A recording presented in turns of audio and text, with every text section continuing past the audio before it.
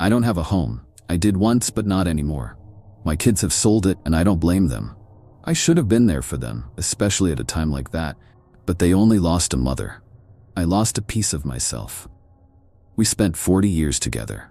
She was my first kiss, and we were just 9 years old, tiptoes under mistletoe. Over a lifetime, we built something together, something beautiful and intricate and just for us. And then she died, and I was left behind. Afterwards, I felt so alone. Other people's company, even my own children's, felt wrong. Hollow and thin, like cardboard, no solace. I'd lost half of myself, and it hurt like hell.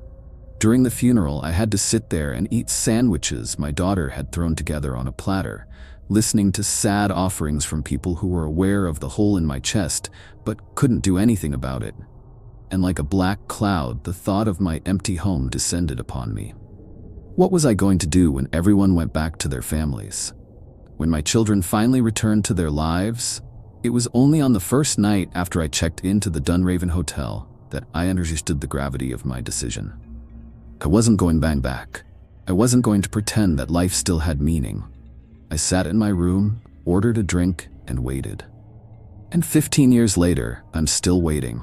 Even after they shut the hotel, even as the building crumbled, as wallpaper peeled, strangers looted, and wood began to rot, I remained, aging but still alive. This place has made me a different man.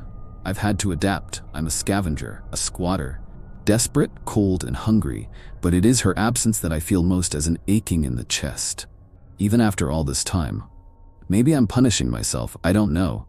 I think I just wanted to be someone else, and this place made that happen.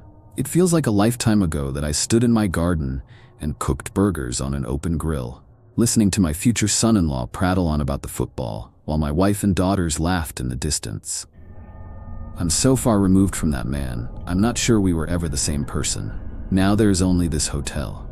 What a special little place. Dunraven. Faded brass handles on every door, patterned red carpets through the halls. Cheap, but upscale. Bigger on the inside than most people expect. I don't know how I found it, but I did, and now I'm its sole caretaker.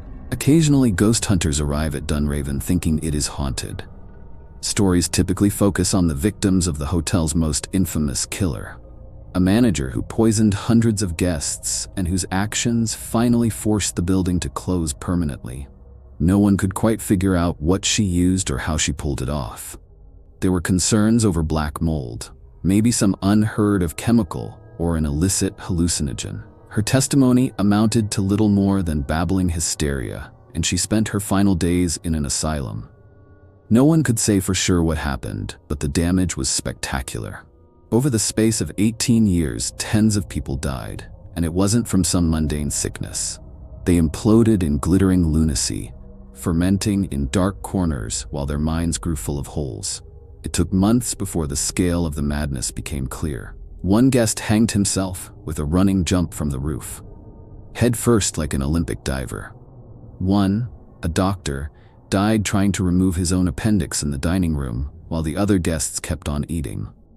And one group of 11-year-olds, visiting the coast on a field trip, gathered one morning in the foyer and beat their smallest member to death while their teacher sat and watched, grading each child by their performance. Guests who stayed here during this period dreamt of boiling tar and blood-red oceans as far as the eye can see. They reveled in their own destruction, their minds melting at the edges while morality flowed loose like hot wax. But this is only the tip of the iceberg. Even when it was open, the staff and ever-changing rota of the town's adolescents hated and feared it in equal measure. Half the rooms were forbidden to guests and staff, even back then. New hires would sometimes break the rules, but only once. Those who served food to the woman in 312 found that she would whisper such strange things to them through the closed door.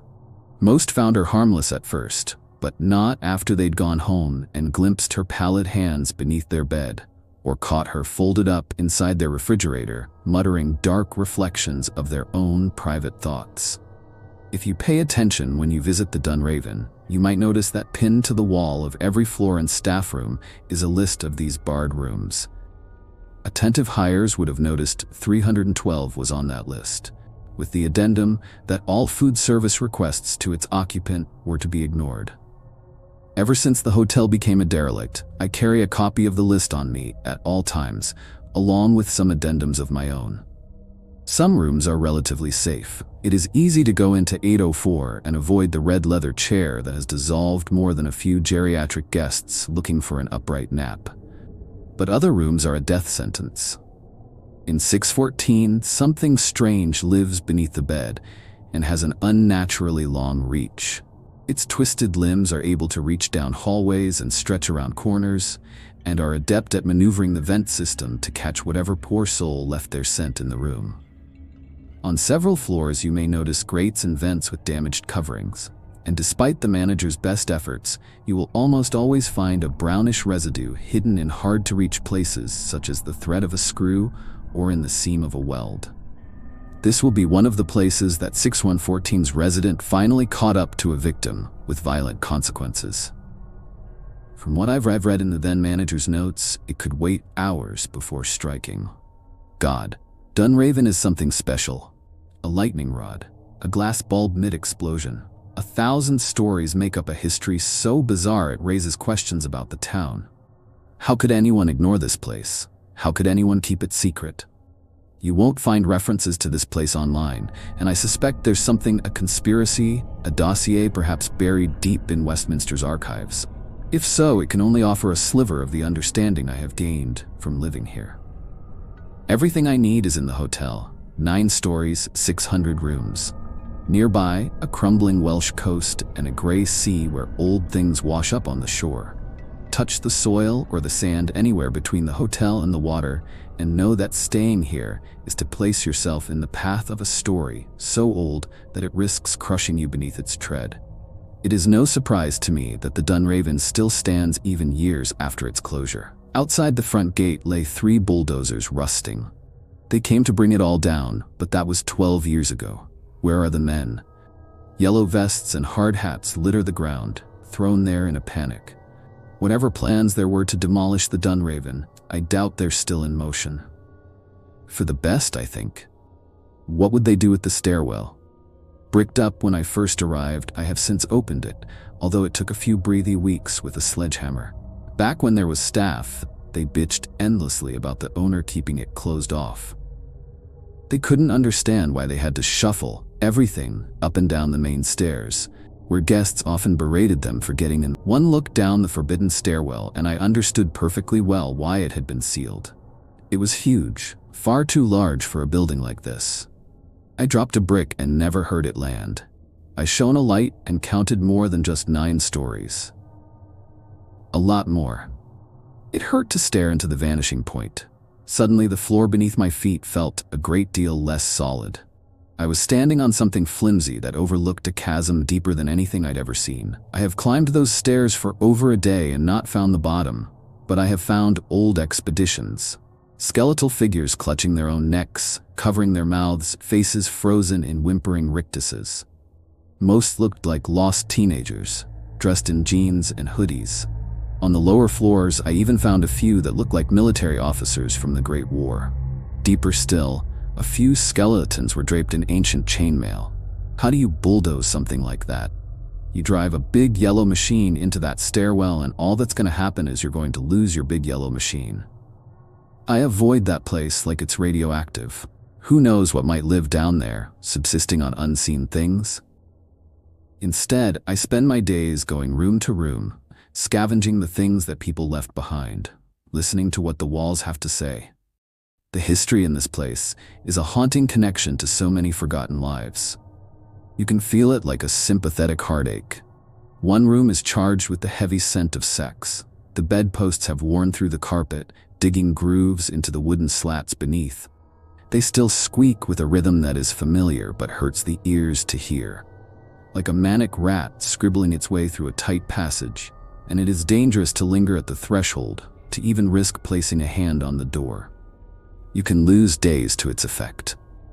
A heady mix of confusing thoughts and emotions, like being possessed by another's garbled dreams. The few times I've been unlucky enough to get caught in its effect, I have woken up days later sore and sleep-deprived. They locked the room up in the 30s after the 5th set of fatalities, and knowing what I do, I'm surprised it took that long. Victims died of dehydration, bed sores, foul infections and septicemia contracted through unhygienic practices. On one occasion, the staff kicked the door down to find the guests gone, leaving behind only sodden clothes and piss served in wine glasses. Whatever happened in there, I don't know and don't want to. Like all of the barred rooms, it has a dumbwaiter, an ancient mechanical elevator that plumbs the same depths as the stairwell. I suspect whatever forces are at play in that abyss leak upwards through the open shaft and into the hotel. It may even be the source of all the strangeness. I can find no record of the dumbwaiters ever being installed or even used for their original purpose. I've checked, and the dumbwaiter in my room should descend straight through the bar on the ground level, cutting through several stools and the countertop. But whatever route it actually takes seems to circumvent traditional space. It sends me gifts, or something does, down there in the dark. Throughout my time in the Dunraven, I had always heard something shuffling around down there. Nothing as severe as footsteps, but it was never particularly quiet either. Could have been a grate opening up in another room to access the same shaft, or maybe something coming loose and falling down. But once the hotel was abandoned, the sounds grew louder. Bangs and clatters, muffled thumps, and maybe even grunts. I couldn't say for sure. Sometimes they might wake me, but I would lie there with groggy eyes and only the vaguest hint of what the sound had been before drifting back off. I thought nothing of it for months until one night I awoke much like I'd described, confused and exhausted. But something was different. I was instinctively afraid. Staying still, I scanned the room, which was lit faintly by moonlight, and noticed the dumbwaiter's grate was open.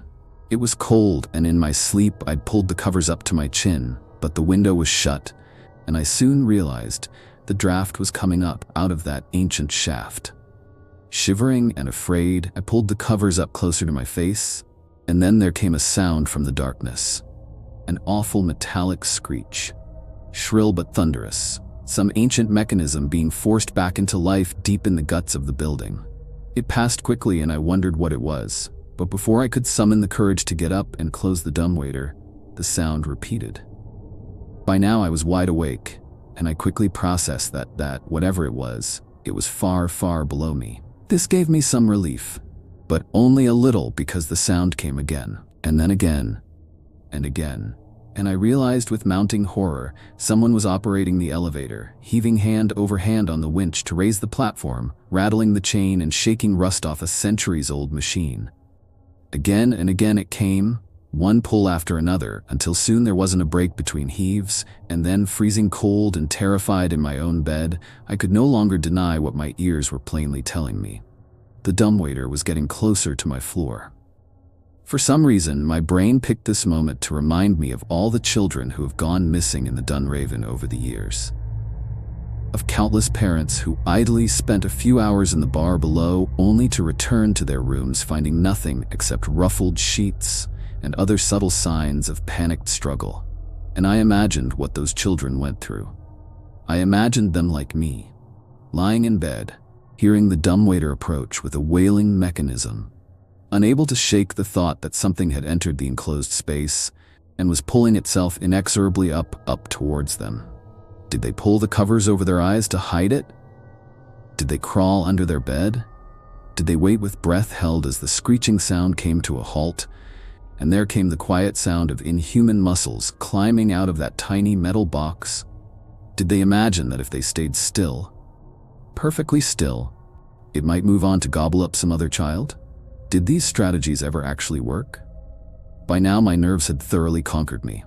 I couldn't move. I could only watch until at last the lift came into view. A pitch-black box. In those handful of seconds, I found eternity, each one stretching out far beyond what any human mind could endure, as I stared into the shadowed recesses of the dumbwaiter until at last something stared back. A pair of yellow eyes, and a single three-fingered hand reaching out to clutch the open hatch. For a moment the world felt dizzyingly unreal, but I couldn't break the tension. I could only lie there and shiver and wonder if my heart was finally going to give in and burst inside my chest. I'm not sure how long it really lasted, but in the end, the arm reached out and pulled the grate shut, and the sound of tortured metal began again. Slowly, the mechanism lifted itself out of sight. When the sun rose, emboldened by the light of day, I ran over and made sure the damn thing was shut firmly, that nothing else lay in wait, just out of sight. Briefly, I wondered if it might have been a dream, but the fresh scratch marks on the inside of the dumbwaiter's shaft said otherwise. I decided to change rooms. But this would not be the end of it. If I chose a room without a dumbwaiter, it would take less than a week before another appeared in the wall. No matter how much I moved, all I accomplished was spreading the damn things all over the place. There was no avoiding that thing. Most of the time it would pass by my room, wheels screeching as it dragged itself up from the basement to God knows where. But some nights the grate would open, and those yellow eyes would leer at me from shadows. And while it never crept out and brought my worst nightmares to life, I could not stop it glaring at me, nor could I stop the paralytic fear it instilled in me. I have obviously been at risk of the Dunraven in the past, but that is always because I have gone trespassing into one of the many forbidden rooms. This was the first and only time that something in the Dunraven seemed to take notice of me, and even worse, to give pursuit. And it did pursue. No matter what room I chose, a dumbwaiter would soon appear, and not long after that thing would follow. Not every night, sometimes as infrequently as just once a month. But how often would you need to go through that for it to affect you badly? I found it increasingly hard to sleep, and yet somehow impossibly it got stranger. About a year after it began, I awoke to find the dumbwaiter already at my floor. Lit as it was by the morning sun, I could immediately see there was no yellow-eyed thing lurking in wait, but that didn't mean it was empty. Something had been placed carefully upon the platform, neatly centered, almost presented. A broken-down old pocket watch with a faded brass lid. Filth and grime caked it inside and out, but still I got the impression that it had once been valuable to someone. After a bit of polishing, I found an old inscription on the inside. It was my Christian name, but I had never seen the damn thing before and attributed it to coincidence. After that, the gifts kept coming. A peculiar range of sentimental keepsakes from God knows who. An album with photos of a young man in the RAF. A missionary statement from the same man's time spent preaching in Africa, judging by the common name. None of it meant a damn thing to me. Sometimes there were even practical effects like a woolly hat in winter, or a good pair of boots after mine fell apart. It would take years of me collecting these strange things before I noticed an odd relationship.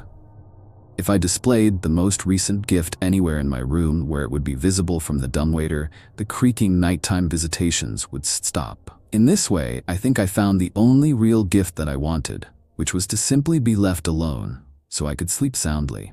Around this time, I noticed some of my own personal effects went missing. Most of them were things I didn't care about, and the thefts were so infrequent, they were hardly worth worrying about, especially considering the sleepless nights spent staring into its eyes for what could be hours. But the one that distressed me the most was a tin box filled with the last letters I received from my daughter. I hadn't read them. Things had turned sour between us after I left, and I knew where they were headed. Still, it was nice to have them, to know they existed. Other than that, the thefts were minor and soon stopped, but the gifts still come around once or twice a week, even to this day. In a way, it only deepens my connection to the place. I don't know why, but out of all the strange occupants of the Dunraven, I fear that thing the most. It's the way it looks at me. I don't know how to describe it. I've only ever seen its face once.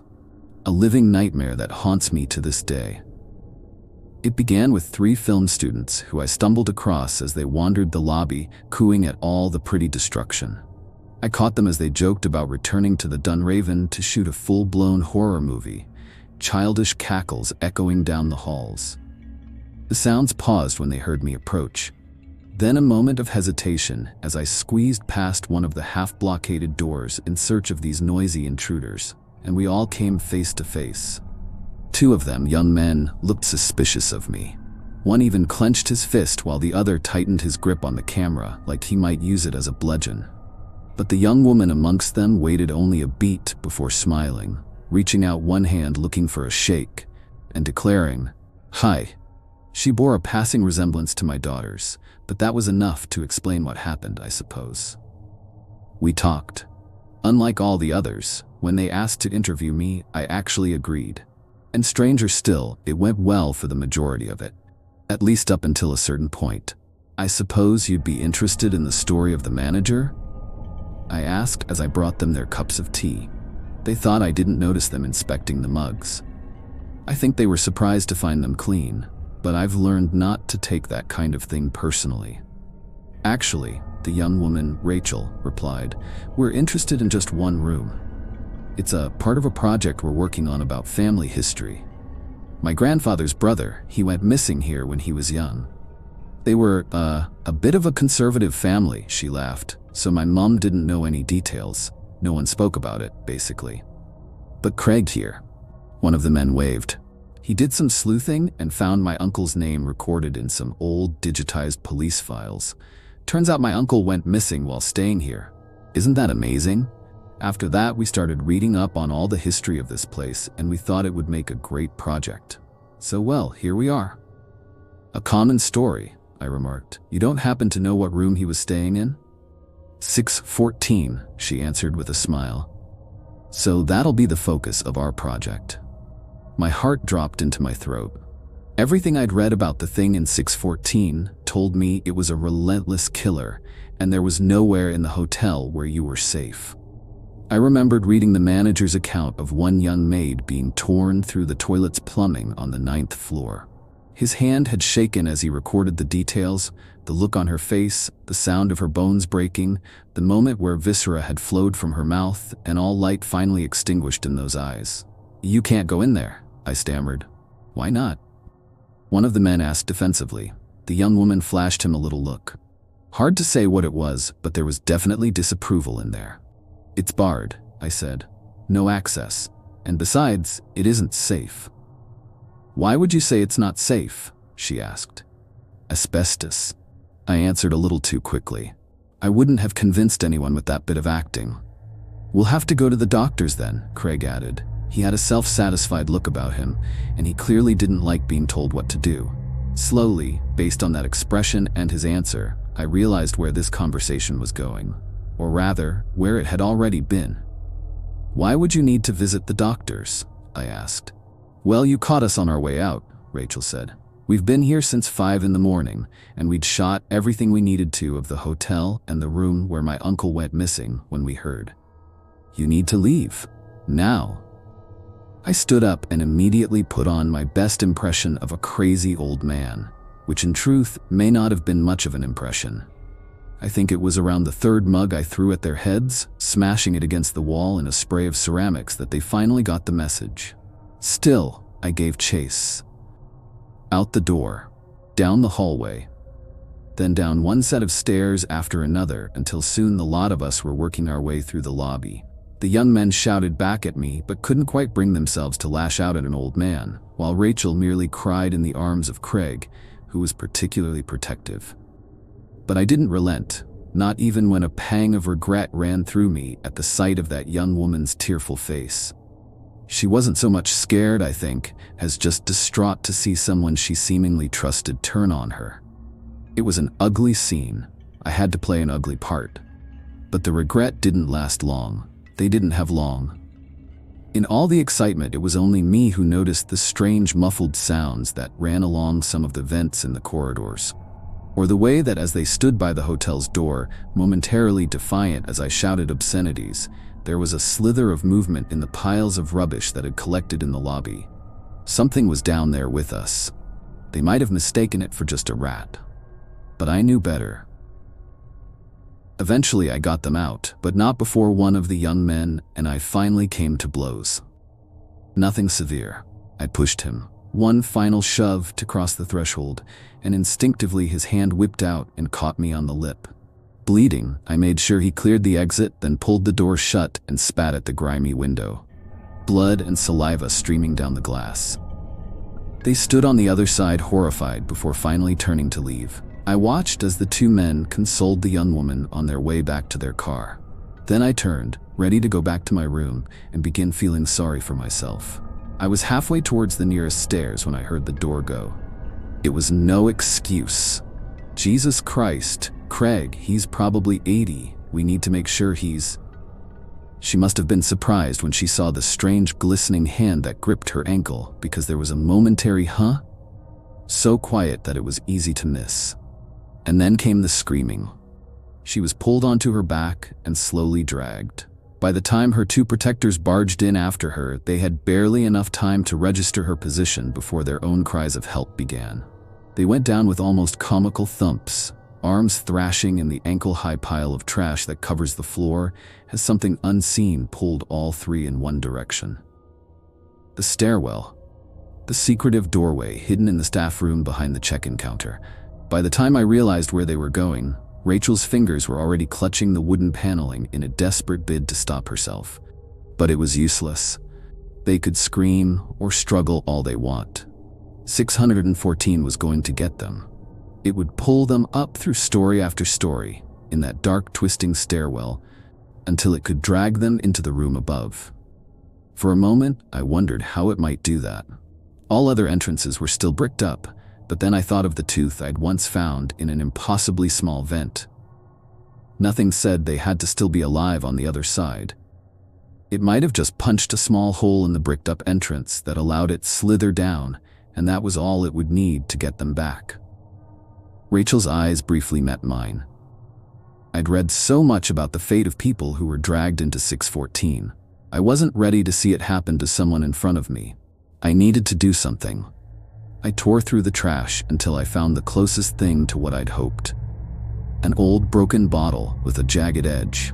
When I looked up, the three figures had disappeared through the open doorway, but I had to hope there was still time. When I entered the stairwell, I noticed some of the railing had been bent and damaged and was smeared with hair and blood. I wondered if I was already too late, but then above me, I heard Rossel's muffled sobs. I'm not sure I've ever climbed any steps so quickly in my life. One floor up and I found her upside down, clinging for her life to another set of rails. Behind her lay the two men, broken and mutilated. I quickly realized that the arms had dragged them through the small gap in the railings, killing them, but making enough room for the smaller woman to pass safely. The sight of them was horrific. They reminded me of the way moths hang trapped in a spider's web, cocooned and broken, limbs splayed, wings half torn. Even as jaded as I am, I couldn't help but wince when I looked down at Rachel and saw that the blood and gore she was covered in wasn't her own. By now she was a good foot or two away from my reach, so instead I ran up another floor and, using a nearby broom, I pulled the arm itself closer and grabbed it with one hand. Then, with another, I began to saw. The glass was jagged but effective. The hand itself wasn't really all that human. It was soft and mushy, its blood the color of custard, and while its soft, almost amphibian flesh meant it molded perfectly around her leg to give it great grip, its skin gave quite easily to the glass. With only a few harsh cutting motions, it was forced to let go and slither away. I have to wonder, even now, if what happened next was done on purpose. An act of spite? It flicked Rachel away, and she fell like a stone out of sight. She didn't cry. She might have even fallen unconscious by this point. But she fell so quickly into the darkness that I stood there, jabbering, unable to process the brutal loss. I waited as the minutes stretched on, shouting down below and desperately hoping for a reply. But there was nothing, just silence. Haunting, brutal silence. In the end, I simply had to accept that she was gone. Lost. I left, and that night, I lay in bed, wondering if she was going to fall forever, screaming desperately into the void. No one was there to catch her. And if there is a bottom in that nightmare, she wasn't surviving any meeting with it. Not at those speeds. I fell asleep hoping that there was a bottom, that she would strike it so fast she would end her suffering in an instant. But I was left uncertain of this, when just a few days later, I awoke to find the Dumbwaiter ready as usual with a new gift. Her camera. Not a recording device like the ones the guys had. This was a digital one she wore around her neck.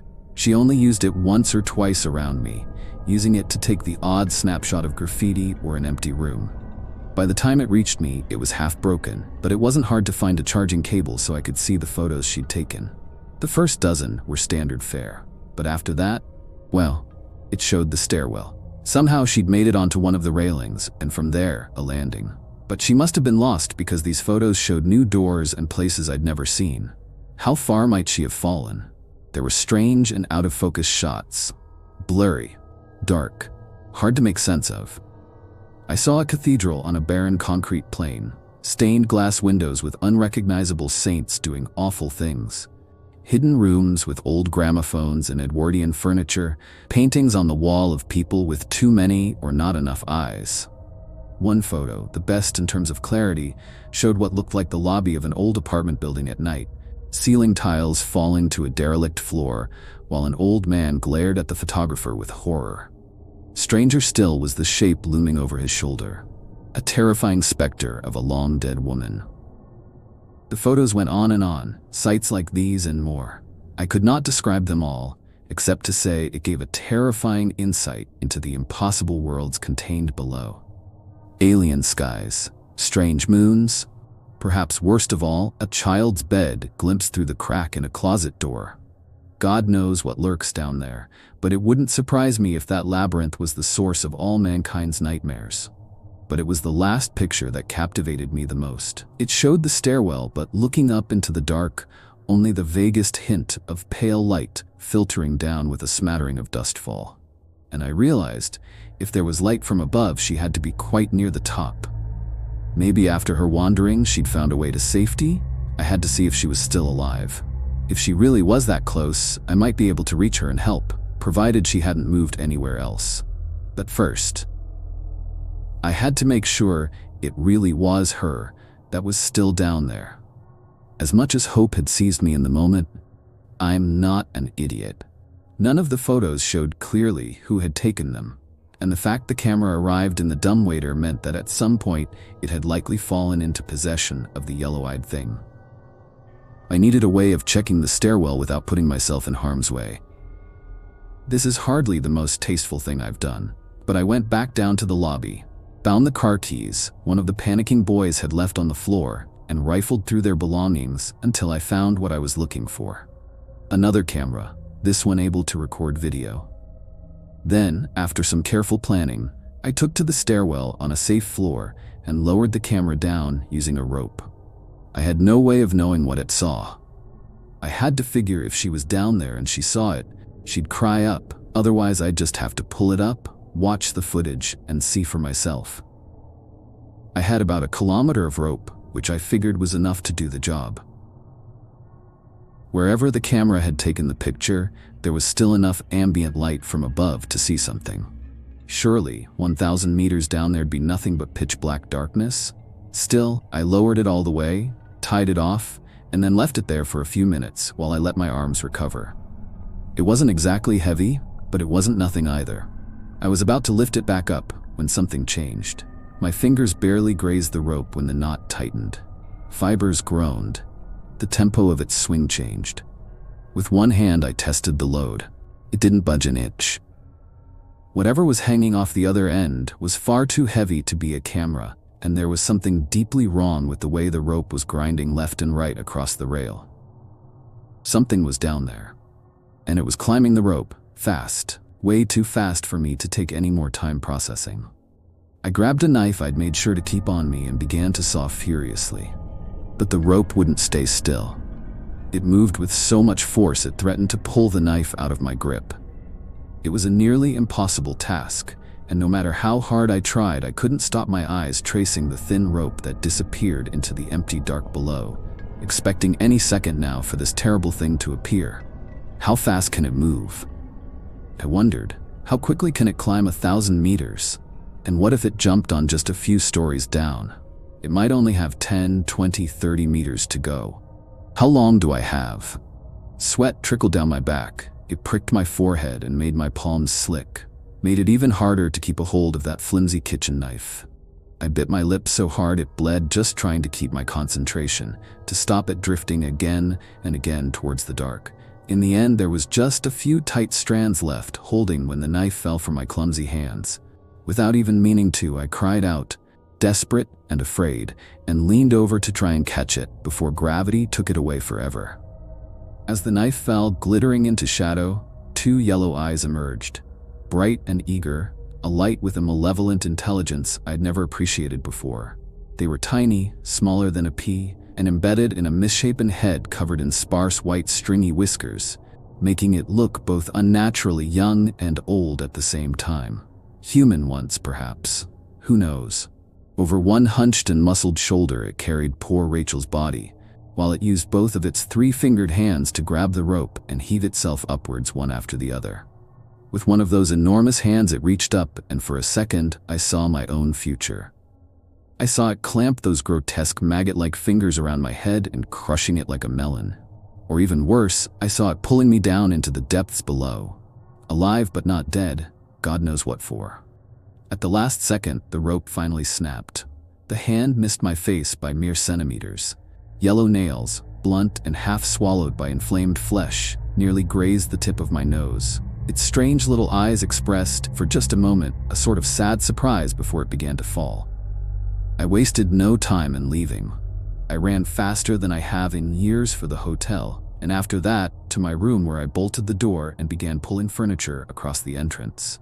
In a dazed panic, I saw the dumbwaiter and remembered those yellow eyes and that strange hand, and I began to panic once more.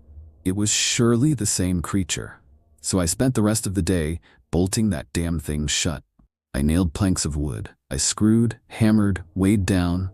In the end, I even grabbed a wardrobe from another room and slid it across. Still, it didn't feel like enough. And it never would. I couldn't get the image of its damn face out of my head. It looked sad. It looked lost. Jesus Christ, all those gifts had been coming from that thing. The mere thought repulsed me. Somehow, impossibly, the reality was worse than anything I could have imagined, and I was suddenly thankful that for years it had stayed hidden in the shadows of the dumbwaiter. To have seen that monstrous thing leering at me in the pale moonlight, I might never have slept again. I had to wonder what it was and why it had come for me. So I waited in the room and tried not to sleep, but that's not easy for an old man like me. After all the excitement, the adrenaline and fear, I fell asleep just before midnight and awoke in the morning, still upright in my chair, face turned towards the dumbwaiter. All my preparations were for nothing. The planks had been torn off, the grate unbolted from the wall, the wardrobe tipped aside. There waiting for me, like it so often did, lay the lift with a new day's gift, although this one had not fitted so neatly inside. It was Rachel, folded, compressed, bones broken, skin pale. Blood dripped thickly from the platform and into my very room, and with a heavy heart, I realized it was time to move again, because I would never be able to sleep soundly in that place again, knowing what stained the carpet. I wanted to be sick. I wanted to run, but there was no forgetting a lifetime of experience. That thing had presented me with a gift. If I hid it, threw it away, I knew what that meant. A nightly visit. The screeching of old gears. A sleepless night spent staring at the dark, and now I knew what lay in wait. It would be 1,000 times worse. After perhaps the worst and most strenuous 4 hours of my life, I finally removed her from the dumbwaiter and had her sitting in my chair. There, in full view for that awful, freakish thing. After that, I felt confident I never wanted to step foot in that room again, and I began my preparations to move. I'll never understand that creature. Its wants and needs are beyond my understanding. Its bizarre obsession with me is sickening. It wasn't even enough to torture me with poor Rachel's corpse. It had shoved the old tin box of my letters into one of her hands. For a moment, I was delighted to have them back, but then I opened it and my heart sank. They'd all been torn to bits, all except one piece of paper, onto which something had scrawled words in a nightmarish hand that was barely legible. The words come off to me as gibberish, fine on their own, but together, the meaning is lost on me. I reprint them here only to give you a sense of how deranged that thing must really be. The best thing you can do is to take the girl's body and leave. Give her parents closure. It is too late for the young men. The lost child in 614 has already eaten them. But I have kept this one close. I have kept her safe and done what little I could to see her body home. I tried giving her to you directly, but failed. This was the best I could do. It is up to you to go the rest of the way. You must take her and leave this place. Dunraven changed me on the outside, but you, it has been changing on the inside. My job is to feed Dunraven, and I have done so for over a century, stealing people and depositing them below.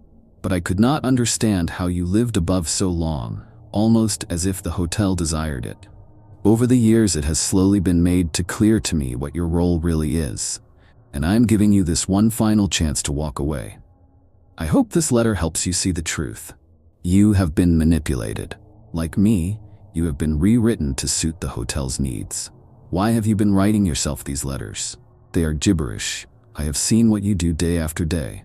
I watch you. You take photos of other people's children and frame them.